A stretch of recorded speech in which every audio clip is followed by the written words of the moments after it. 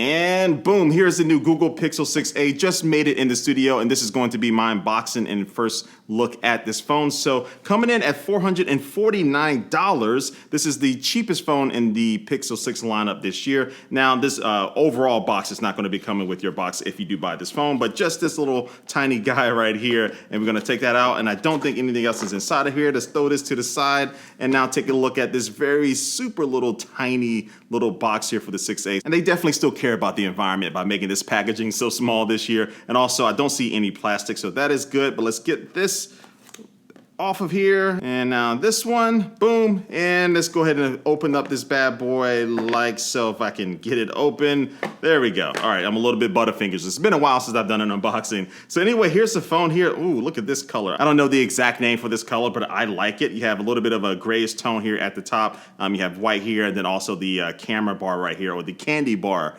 is coming in at black. So let's set this to the side for now and take a look at what we get inside of the box. So we get a USB-C to USB-C cable right there. Then also we get this little adapter here, so you can be able to easily move over your information from another phone if you need to. And in here is going to be SIM card tray, removal pin, and some paperwork. But yeah, now let's get to the phone and get this thing fully undressed here. We're gonna take off this wrapping. Oh, so quick and so easy. And look at this phone. It looks nice. And I just wanna do a quick comparison here with the Pixel 6 Pro here. So both the 6a and 6 Pro do have some similarities with their design, but one thing that is a little different is on the 6a around the two cameras here on the back. It does have this little oval kind of cutout there where you don't have that on the 6 Pro. And it's kind of like a little bit of the sneak peek that we saw of the Pixel 7 that will be coming out later this year. But I do have to say that I do like the matte finish on the frame of the 6a versus the glossy finish that's on the 6 Pro. And just taking a look around the phone, on the right hand side you find the volume button, the volume controls.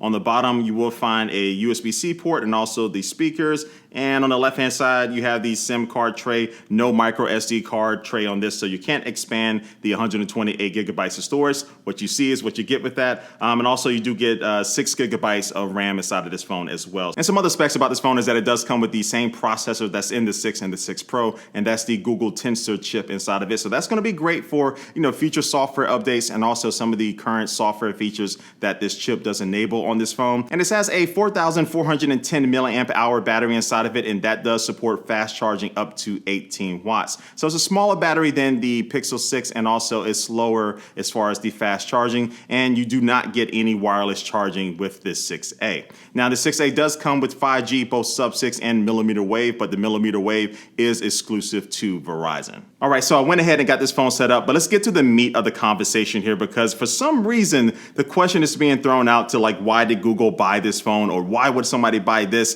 versus the Pixel 6? And I think it's kind of dumb, to be honest with you, because I think the reasons are very obvious. One, it's $150 cheaper than the Pixel 6, so money does matter. So it's a cheaper phone, but you're also getting some of those same features that you get with the 6 and the 6 Pro. Because it has that Tensor chip, you do get some of the new camera features like Magic Eraser, where you can erase things and objects and people from your photo, and it works pretty well. And then also you get Real Tone, which is a better system as far as like the color representation of people of color and different things inside of your photos, and that works pretty well too. And then when you look at the 6.1 inch flat 1080p display here on the 6a, it is smaller than the 6.4 inch flat 1080p display on the Pixel 6, but it does have that same quality to it. The colors still look really good. It's a very nice looking display, but there is one thing, and that's the fact that the screen on the 6a only runs at a 60 hertz refresh rate versus the 90 hertz refresh rate on the Pixel 6. So yes, that does make a difference, but for me, when I first started using this phone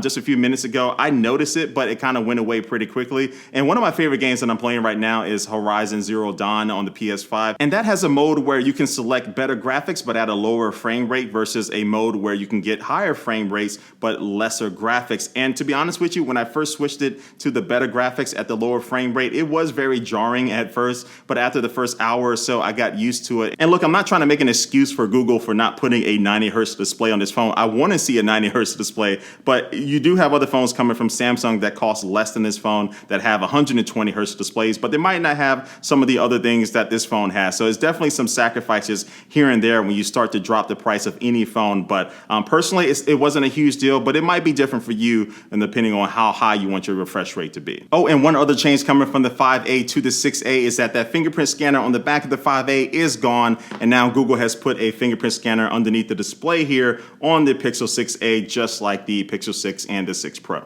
But one thing that is staying the same with this 6A compared to the 6 and the 6 Pro is going to be the software updates coming from Google. So you will get 5 years of security updates and 3 years of OS updates for this phone. And you will be first in line when the new Android versions drop, like Android 13 coming out in the fall. So that's one advantage that Pixel's phones do have over other Android phones out there. And I'm not going to go through all the features of Android 12, but so far it's running pretty smoothly on this phone. That Tensor chip does help move things along. And so we'll see over time if I come across any bugs and things like that. But my first impressions of the software is running pretty well so far. And you have to remember, having the same Tensor chip inside of this phone like you get with the 6 Pro and also the 6 means that when Google does do its feature drops throughout the year where they release new software features, I'm not saying it's going to get the same features as the bigger brothers, but the 6A should be able to keep up pretty close to those bigger phones because it has the same kind of processing power inside of it. And then all roads lead back to the camera. So obviously the 6 Pro that costs more has better cameras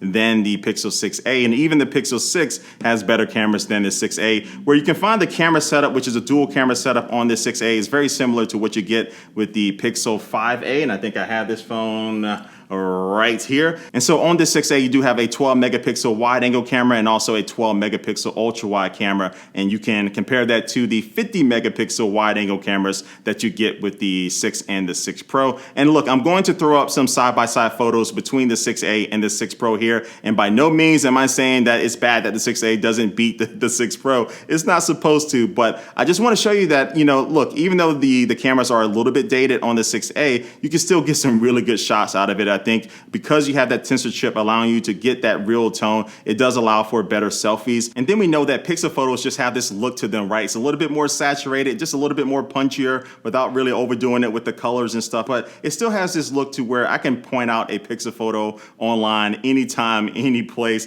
But I really like the way the photos look.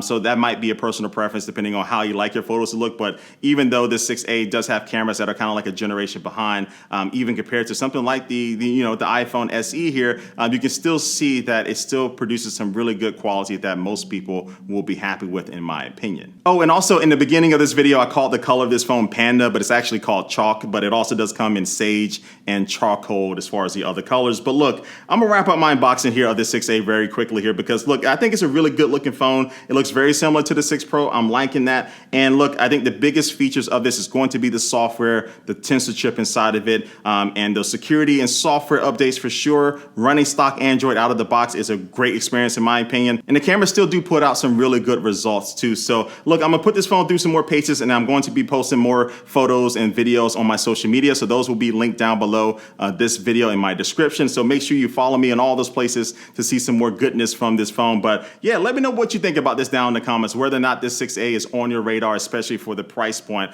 But anyway, I will thank you for watching this video and I will catch you later. Peace.